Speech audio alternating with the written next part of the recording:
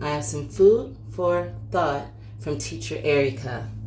So, it's Saturday morning and it's the middle of the summer. This has been a very interesting time in my life since I came back to America. And what I've realized is that a lot of times people come into your life and they might not have your best interests at heart. And even when you articulate that they don't have your best interests at heart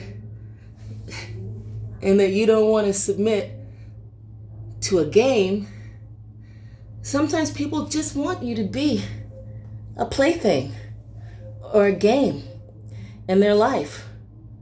I know that it's hard. I know firsthand it's hard to stay the course of doing what you believe. But if you have something worth fighting for, don't give up, no matter how hard it is. No matter how hard it is, don't give up. Because, I have not had a lot of time. I've been really busy. Lots of things have happened. And even when things are hard and you feel like you want to give up, sometimes people want you to give up because they don't want you to be successful. Sometimes people want you to give up because they want your success to come through them. But if you are true to yourself and you love yourself and you're kind to people and you don't start any problems with people and you try to bring the best out in people, if you do those things and you are finding that you're not appreciated, just know that's par for the course. That is par for the course. Jesus wasn't appreciated. Jesus is still not appreciated. He's still not appreciated. People say they pray in the name of Jesus and then treat their fellow human who's hurting like nothing. So just know you're in good company. And this is some food for thought from teacher Erica. Don't give up on yourself. No matter what, don't give up on yourself. If you have something that you're doing and people don't understand you, but you know what you're doing is something good and you don't hurt people, stay away from those type of people.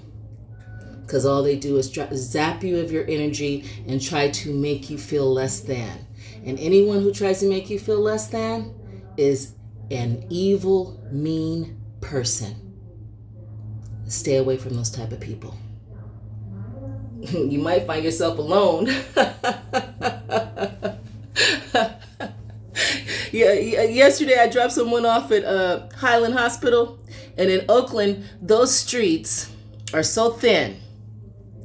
And the guy's coming on the opposite way down the hill, right?